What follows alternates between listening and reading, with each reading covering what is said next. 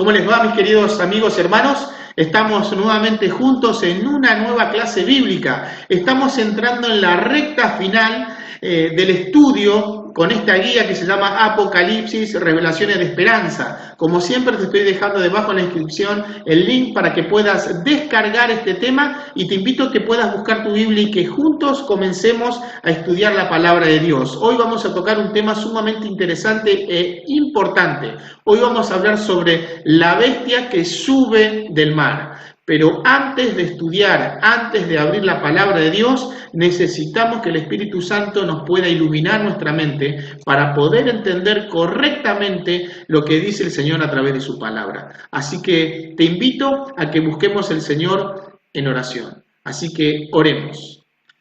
Eterno Padre que estás en los cielos, santificado sea tu nombre, Señor. Te damos gracias por esta oportunidad que nos estás dando. Señor, te queremos suplicar, te queremos implorar que tu Espíritu Santo nos pueda guiar, que nos pueda iluminar, Señor, para entender correctamente todo lo que tú tienes para nosotros en el día de hoy. Te lo imploramos todo esto en el nombre de Jesús. Amén.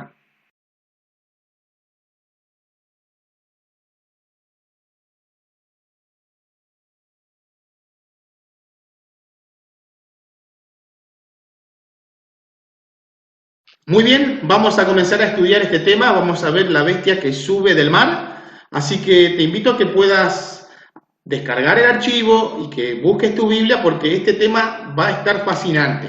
Así que vamos a profundizar con respecto a este tema. En el libro de Apocalipsis se presenta dos bestias, una bestia que sube del mar, es la que vamos a estudiar hoy, y en la próxima clase vamos a estudiar la bestia que sube de la tierra. Así que te invito a que puedas conectarte en la próxima clase y que vamos a profundizar más sobre este tema interesante. Así que vamos a comenzar. Uno de los temas bíblicos más intrigantes es la aparición del anticristo. Noten, esa es una de las palabras que siempre se menciona en todas las iglesias, la aparición del anticristo. Cristo mismo previó el surgimiento de falsos cristos. La Biblia también lo llama el hombre de pecado, el impío o inicuo, y el cuerno pequeño. Y en el Apocalipsis lo identifica como la bestia que surge o sube del mar. Interesante lo que está presentando acá. Vemos claramente que el anticristo, el hombre de pecado, el inicuo, el cuerno pequeño y la bestia de Apocalipsis capítulo 13, la primera bestia, es lo mismo, es el mismo poder, simplemente con diferentes nombres. Así que el anticristo es lo mismo que decir la primera bestia, Apocalipsis capítulo 13, que vamos a estudiar hoy. Y decía anteriormente, algunos se preguntan si el diablo mismo personificado, si es el diablo mismo personificado entre la humanidad. Muchos dicen, bueno, la bestia o el anticristo es el diablo que se va a materializar y se va a ver. Otros se preguntan cómo interpretar el enigmático número 666, que es la clave principal para descubrir la identidad del anticristo. Ahora, déjenme decirles algo, con respecto al número 666, eso lo hemos estudiado en las clases bíblicas avanzadas. Está acá en el canal, ustedes pueden buscar la bestia, el 666, el chip, y lo buscan y ahí... hemos estudiado junto al pastor Luciano Villar, o mejor dicho, el pastor Luciano Villar nos ha presentado un estudio donde ha rastreado qué significa el número 666 y la marca de la bestia. Así que no vamos a profundizar hoy con respecto a eso. Por causa de esto, muchas veces se ha identificado a algún líder político como el anticristo. Interesante que hay muchas veces que la gente que no conoce mucho la Biblia dice, bueno, me acuerdo Saddam Hussein, hace mucho tiempo atrás, ese es el anticristo. Y cada personaje malo que aparece en el mundo, muchos quieren identificar al anticristo, la bestia, pero no es así. Así que vamos a ver de qué se trata eso. Algunos creen que se trata de alguien que aparecerá solamente en el futuro, gobernará el mundo e intentará destruir el verdadero cristianismo. Ese punto, el último que les acabo de mencionar, también lo pueden buscar acá en el canal en el tema que se llama el rapto secreto. Y ahí hemos estudiado de dónde viene esta idea de que en el futuro va a aparecer el anticristo, que va a ser un ateo, que primero va a favorecer a los judíos y después los va a perseguir. Bueno, todo eso lo hemos estudiado justamente en el tema, vuelvo a repetirlo, que se llama el rapto secreto. Así que avancemos rápidamente. Primera pregunta, ¿dónde iba a surgir el anticristo y cómo va a ser que se abandone la verdad? ¿Estará dentro de la iglesia cristiana o fuera de ella el anticristo? Así que vamos a leer justamente en la segunda carta a los tesalonicenses, en el capítulo 2, en el versículo 4. Vamos a ver qué dice. El cual se opone y se levanta contra todo lo que se llama Dios y es objeto de culto, tanto que se sienta en el templo de Dios como Dios, haciéndose pasar por Dios. Así que, ¿dónde iba a surgir el anticristo? Dice que iba a surgir del medio de la iglesia. Es decir, que no va a ser un hombre ateo y se va a sentar en el templo de Dios como Dios y se va a hacer pasar por Dios, dice. Por lo tanto, el anticristo iba a surgir dentro del cristianismo y no fuera de ella. Por lo tanto, el anticristo, el hombre de pecado, la primera bestia, Apocalipsis 13, que estamos estudiando ahora, que es el mismo poder, pero con diferentes nombres, tiene que surgir de dentro del cristianismo.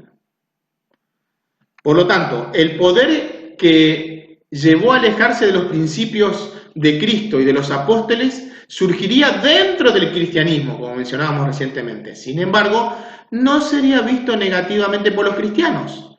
Por el contrario, el cristianismo lo tendría en alta estima y lo iba a reverenciar. Y sería el centro de la religión cristiana. La profecía de Apocalipsis capítulo 13 revela de quién se trata. Así que continuemos. ¿De qué modo identifica Apocalipsis al poder apóstata representado por la primera bestia que sube o surge del mar? Para eso tenemos que ir justamente en Apocalipsis capítulo 13, en el versículo 1. Me paré sobre la arena del mar y vi subir del mar una bestia que tenía 7 cabezas y 10 cuernos, y en sus cuernos 10 diademas, y sobre sus cabezas un nombre blasfemo. Interesante eso, que lo vamos a ver más adelante.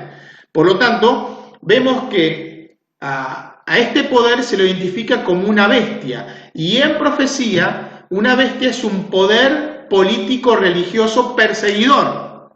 Por lo tanto, Satanás va a utilizar a un poder político religioso perseguidor para perseguir al pueblo de Israel, o al pueblo de Dios, mejor dicho. Así que vemos cómo empezamos a aclarar. Una bestia es un poder político religioso perseguidor.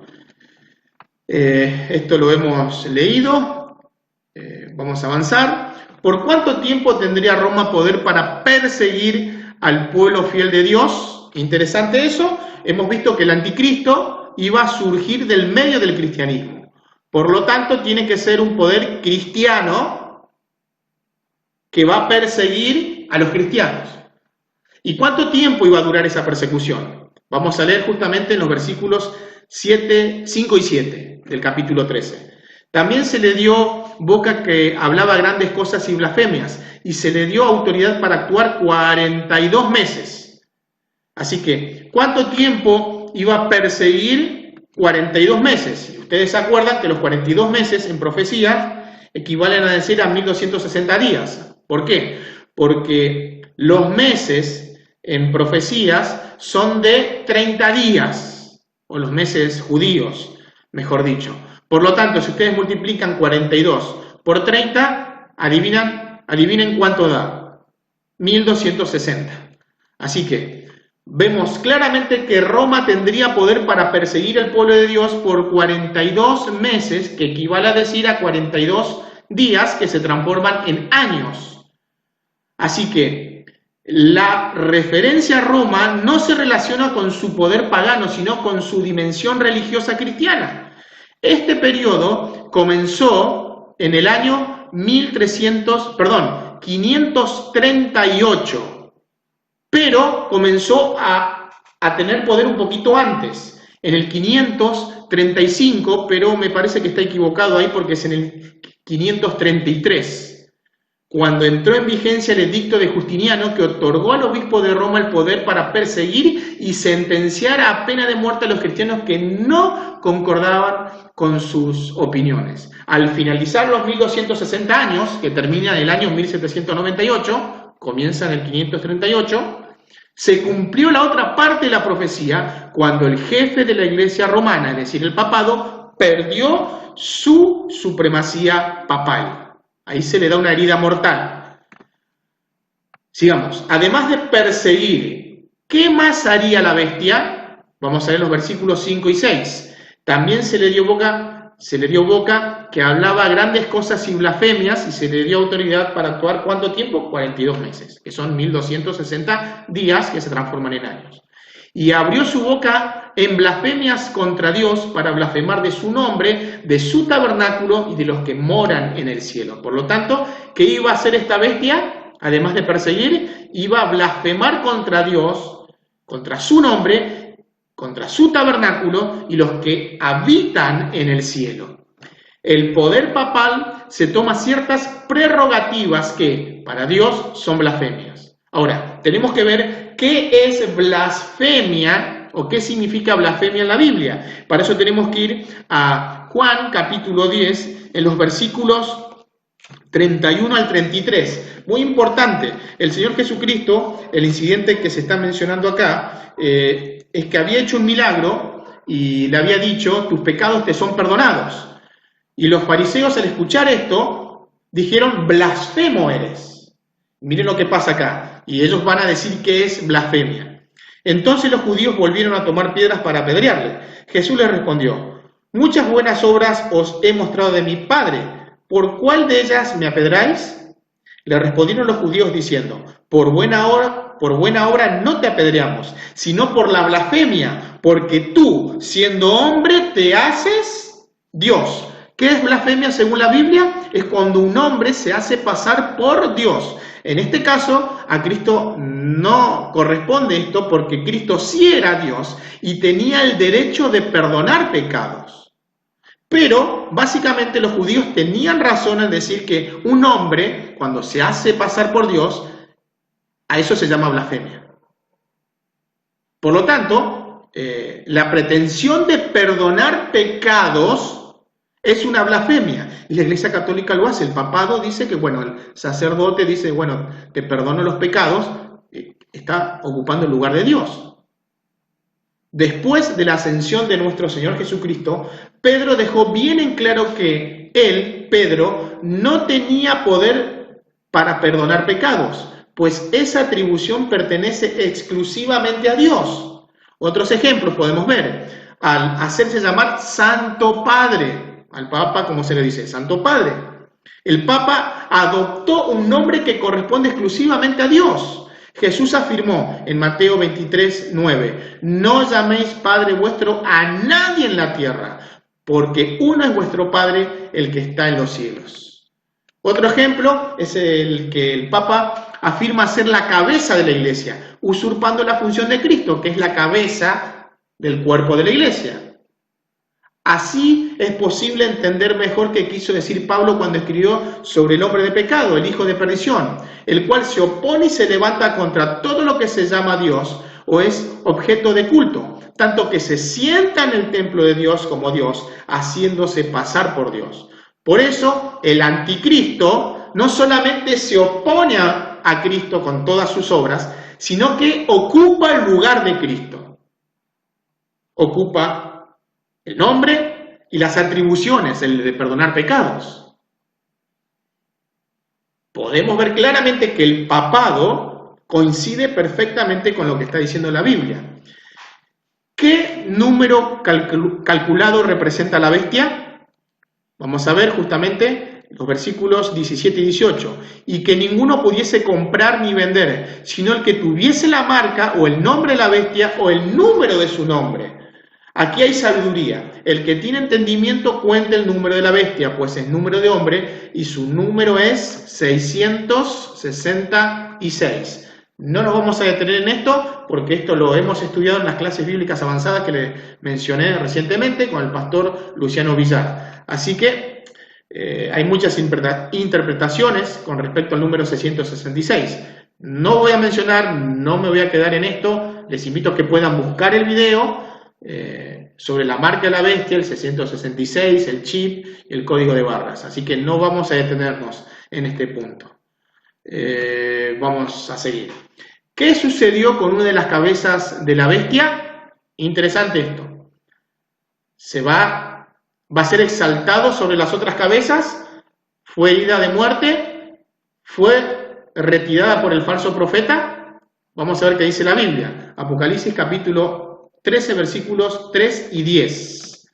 Dice, y una de sus cabezas como herida de muerte, pero su herida mortal fue sanada, y se maravilló toda la tierra en pos de la bestia. En el versículo 10 dice, si alguno lleva en cautividad, va en cautividad. Si alguno mata a espada debe ser muerto.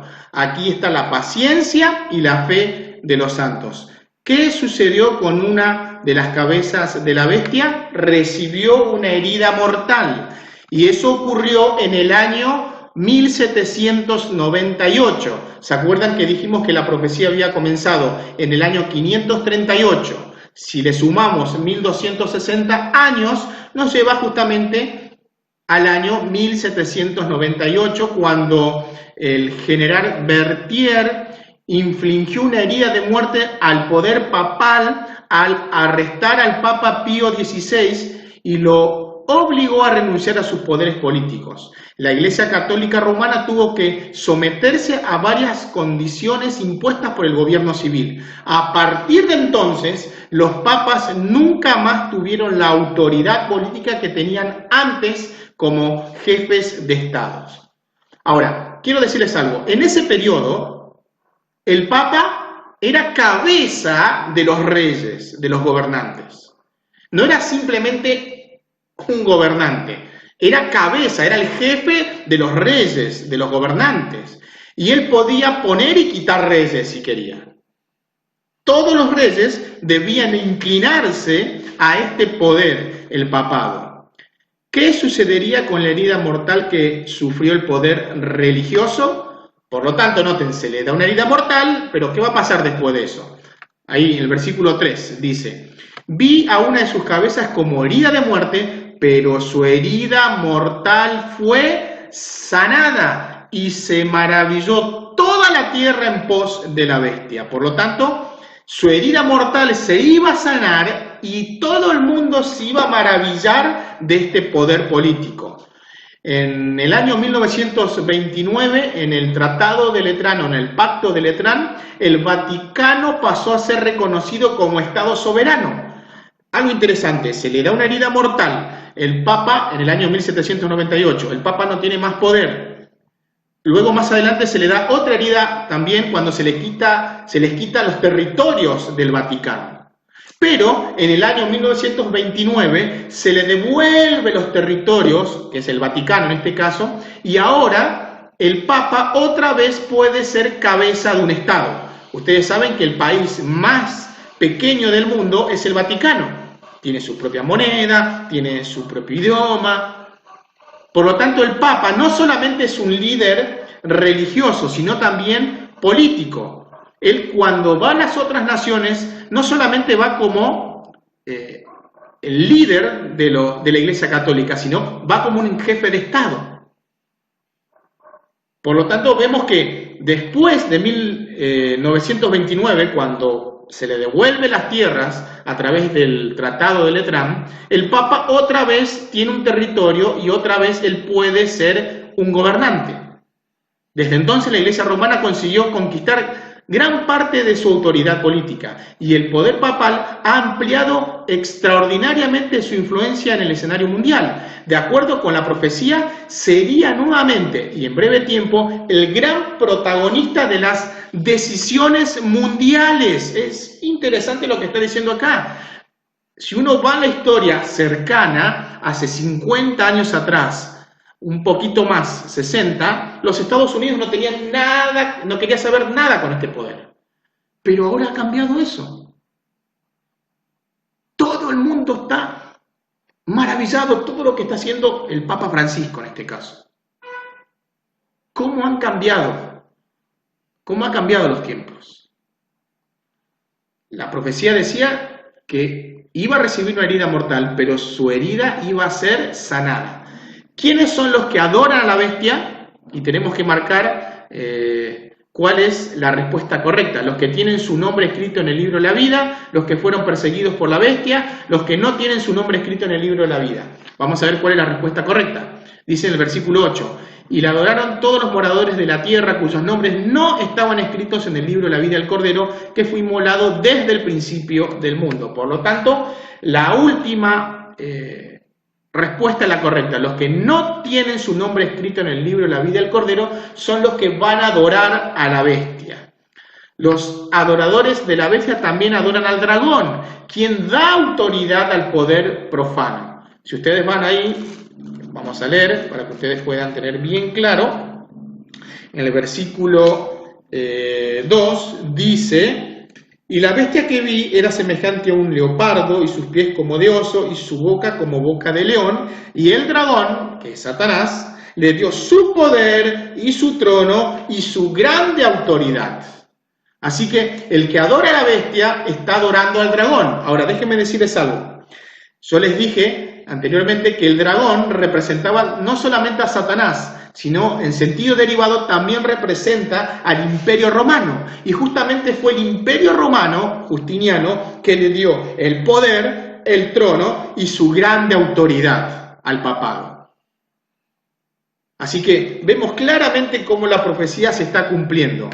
¿Qué advertencia se da a quienes adoren a la bestia o a su imagen cuando la marca de este poder terrenal sea impuesta sobre la humanidad? Y vamos a completar justamente en Apocalipsis capítulo 14, en los versículos 9 y 10. Y el tercer ángel lo siguió diciendo a gran voz: si alguno adora a la bestia y a su imagen y recibe la marca en su frente o en su mano, él también beberá del vino de la ira de Dios, que ha sido vaciado puro en el cáliz de su ira, y será atormentado con fuego y azufre delante de los santos ángeles del Cordero. Así que vemos claramente que la advertencia es que los que reciban la marca de la bestia van a recibir la ira de Dios, que son las 7 últimas plagas, y serán atormentados con fuego y azufre delante de los santos ángeles y del Cordero. El tormento que se está refiriendo ahí corresponde al infierno. Otro tema que lo hemos estudiado en las clases bíblicas avanzadas, la verdad sobre el infierno, así que lo pueden buscar, y ahí hemos estudiado claramente y hemos visto que no hay un infierno donde ahora se están quemando las personas. Este infierno va a ser a futuro. Va a existir un infierno, pero ahora no hay un infierno.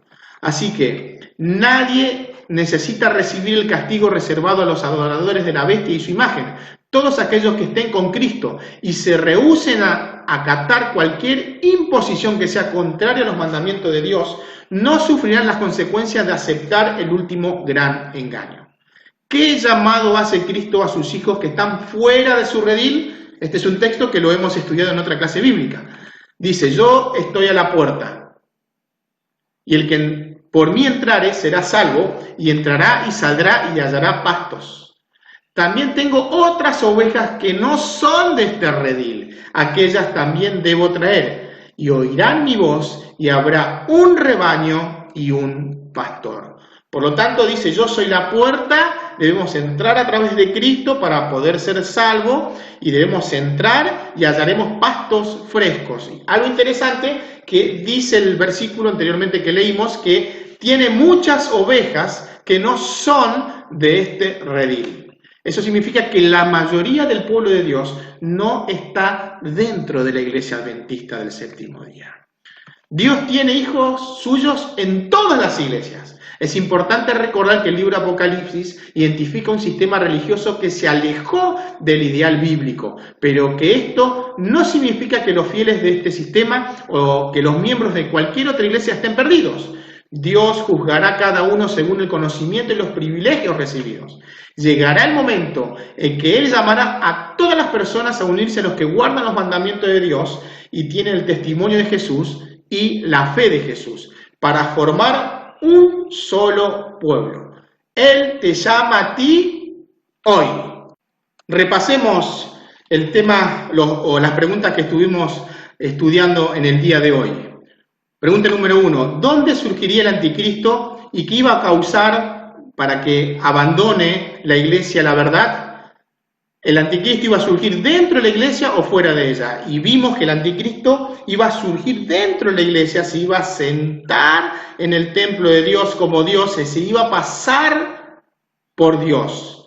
Así que el anticristo iba a surgir dentro de la iglesia, no va a ser un hombre ateo. ¿De qué modo identifica Apocalipsis el poder apóstata representado por la primera bestia que surge del mar? Y hemos visto que en profecía las bestias representan a un poder político religioso perseguidor y Satanás utiliza a estos poderes para perseguir y atacar al pueblo de Dios. ¿Por cuánto tiempo tendría Roma poder para perseguir al pueblo fiel de Dios? 42 meses, que equivalen a decir 1260 días, que se transforman en 1260 años. Además de perseguir, ¿qué más haría la bestia? Noten que iba a blasfemar contra Dios, contra su nombre y contra su tabernáculo y los que moran en el cielo. ¿Qué número calculado representa la bestia? El número 666. ¿Qué sucedió con una de las cabezas de la bestia? Recibió una herida mortal. ¿Qué sucedería con la herida mortal que sufrió el poder religioso? Se iba a sanar. Recibe una herida mortal en el año 1798 y en el año 1929 comienza el proceso de sanación de la bestia. Todavía no se curó la herida. ¿Cuándo se va a curar esa herida? Cuando vuelva a obtener el poder otra vez. Todavía no tiene todo el poder. 8. ¿Quiénes son los que adoran a la bestia? Los que no tienen su nombre escrito en el libro de la vida del Cordero. ¿Qué advertencia se da a quienes adoren a la bestia o a su imagen cuando la marca de este poder terrenal sea impuesto sobre la humanidad? Todos los que reciben la marca de la bestia serán o van a recibir el vino de la ira de Dios, es decir, las 7 últimas plagas van a sufrir y van a ser atormentados en el infierno. ¿Qué llamado hace Cristo a sus hijos que están fuera del redil? Él nos llama, dice, vengan, entren por mí para ser salvos. Yo les voy a dar pastos frescos. Recuerdan que hemos leído ese versículo que tiene muchas ovejas en otro redil, pero al final Dios los va a llamar, van a venir y se va a hacer solamente un redil con un pastor, que es el Señor Jesucristo. Por lo tanto, hemos llegado al momento de nuestro compromiso de fe. Comprendo que la bestia Apocalipsis capítulo 13, 1 al 10, se refiere a un poder político religioso perseguidor representado por la Iglesia de Roma y que, por medio de su máximo líder, se pone en el lugar de Dios, pretendiendo tener la autoridad de la cual solo el Señor es digno.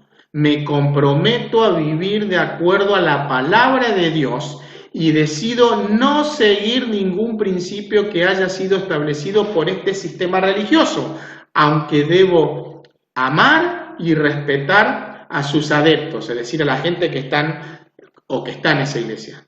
Deseo formar parte del grupo que guarda los mandamientos de Dios y tiene el testimonio de Jesús.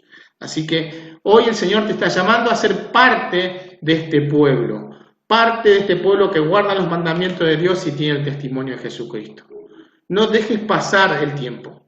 Hoy el Señor Jesucristo te está llamando. Él dice en su palabra, si oyeres hoy su voz, no endurezcáis vuestros corazones. En la próxima clase vamos a estudiar la bestia que sube de la tierra. Así que te invito a que te puedas conectar el lunes a las 5 de la tarde. Y juntos vamos a estudiar este tema tan importante. Noten, hemos estudiado Apocalipsis capítulo 12 con respecto a la mujer verdadera, es decir, a la iglesia verdadera, y hemos estudiado la primera bestia, y ahora vamos a estudiar en la próxima clase la segunda bestia. Estos dos poderes se van a unir junto a Satanás para perseguir al pueblo de Dios en el tiempo del fin. Así que te invito a que te puedas conectar, como dije, y voy a seguir orando por ustedes para que el Señor los pueda bendecir y que puedan tomar la decisión de ser parte del pueblo de Dios. Que el Señor Jesús les bendiga.